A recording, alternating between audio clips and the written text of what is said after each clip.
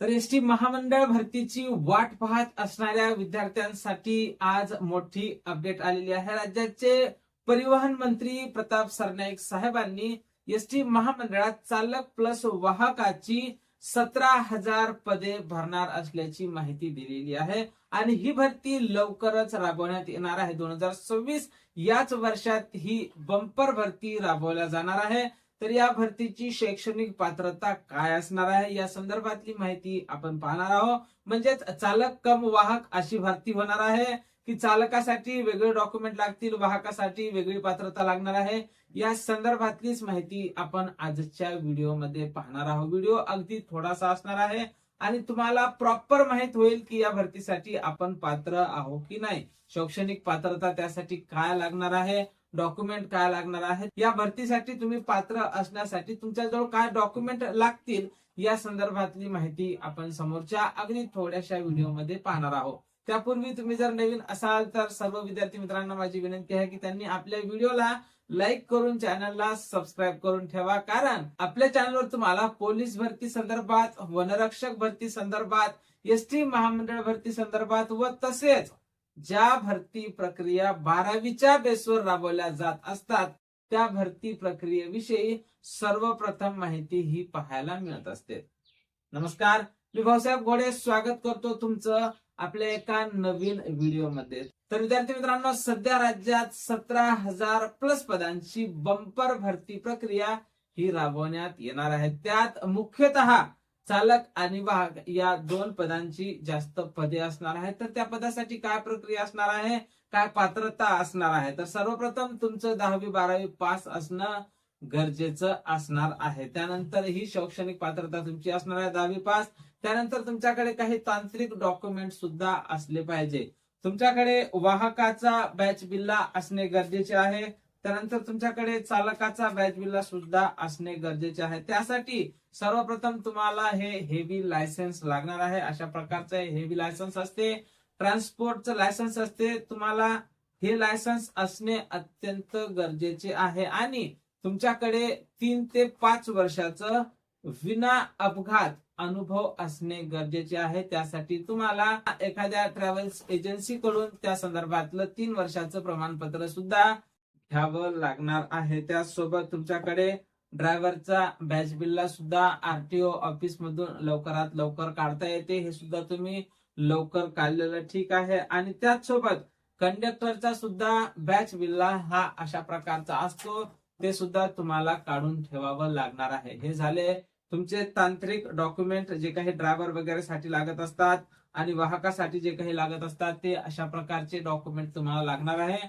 त्याचसोबत तुमच्याकडे 10वी-12वीची mark list, board certificate आणि कास्ट सर्टिफिकेट, म्हणजे कास्ट वाईज जागा निघत असतात, त्यामुळे कास्ट सर्टिफिकेट सुद्धा असणं गरजेचं आहे. आणि सर्वात महत्वाचं यात जे काही असते ते असते कॅरेक्टर सर्टिफिकेट. तर कॅरेक्टर सर्टिफिकेट सुद्धा तुम्ही आत्ताच काढून ठेवलेलं बरं. मग वेळेवर एकदा का भरती प्रक्रिया सुरू झाली की मग ते कॅरेक्टर सर्टिफिकेट काढायला थोडाफार वेळ लागतो आणि तुमची तारीख ही निघून जात असते. आणि सध्या जर तुमच्याकडे वाहकाचा बॅच बिल्ला नसेल किंवा चालकाचा बॅच बिल्ला नसेल तर जे मुलं 10वी-12वी पास असतील अशा मुलांनी लवकरात लवकर काढून घेणे हे गरजेचं आहे, कारण कुठल्याही क्षणी तुम्हाला या संदर्भातली जाहिरात ही पाहायला मिळू शकते. आता सर्वात महत्वाचा मुद्दा येतो की भरती ही कशा प्रकारची असणार आहे. चालक कम वाहक अशी भरती असणार आहे की चालकांची वेगळी पदे आणि वाहकांची वेगळी पदे भरण्यात येणार का. तर सध्या तरी माझ्या मते जी काही आपण मागची भरती पाहिली त्या भरतीच्या अंदाजावरून जर आपण पाहतो म्हटलं तर चालक कम वाहक अशीच भरती होईल. म्हणजेच चालकाला कंडक्टरचं सुद्धा काम आलं पाहिजे आणि इमर्जन्सीच्या टायमाला कंडक्टरला सुद्धा गाडी ही चालवता आली पाहिजे. त्यामुळे चालक कम वाहक अशीच भरती होईल. बऱ्याच प्रसार माध्यमांवर अशा बातम्या येत आहे की चालकाची भरती वेगळी असणार आहे आणि वाहकाची वेगळी. पण माझ्या मते तरी तुम्हाला दोनही एकत्रित पदे भरण्यात येईल असं तरी सध्या तरी मला असं वाटत आहे. कारण या अगोदरच्या भरतीत आपण पाहिलेलं आहे की वेगळी भरती झालेली नव्हती, चालक कम वाहक अशी भरती झालेली होती.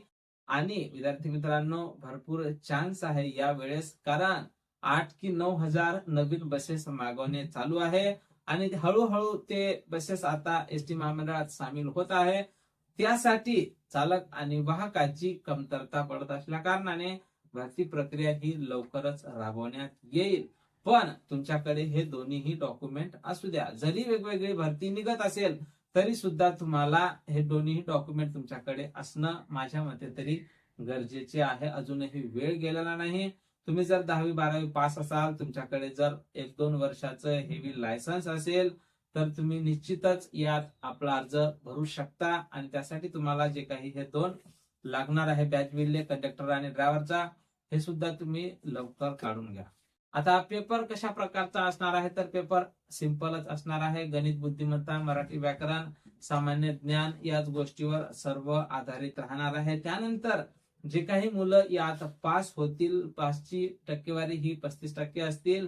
SC ST साठी काही सूट मिळणारच आहे. तर या मुलांची जी काही टक्केवारी असतील त्यातील जे काही मुलं असतील, जे काही पात्र झालेले मुलं असतील तर अशा मुलांना एसटी महामंडळ मार्फत पुणे भोसरी येथे चालक वाहकाच्या तुम्हाला प्रशिक्षणासाठी किंवा चालक वाहकाची जी काही तांत्रिक तुमची प्रक्रिया असणार आहे ती प्रक्रिया पार पाडण्यासाठी तुम्हाला तेथे नेण्यात येईल. तुमच्याकडून तेथे गाडी चालवता येते काय हे सुद्धा पाहण्यात येणार आहे. तुम्हाला चढावर गाडी थांबवून धरायची आहे. त्यानंतर तुम्हाला 8 आकाराचा गाडी चालवायची आहे. त्यानंतर रिव्हर्स चालवायची आहे, समोर न्यायची आहे. बरीच तांत्रिक प्रक्रिया तुमची ही तिथे पार पडणार आहे. त्यानंतर तुम्ही तिथे पास झाल्याच्या नंतर तुमचं मग सिलेक्शन त्यात होणार आहे. तर भरती प्रक्रिया ही अशा प्रकारे असणार आहे. तर सध्या तरी काही विद्यार्थ्यांचे जर प्रश्न असले तर तुम्ही कमेंट बॉक्समध्ये विचारू शकता. तुमच्या सर्व प्रश्नांचं अगदी सविस्तरपणे उत्तर देण्याचा प्रामाणिक प्रयत्न आम्ही करणार आहोत.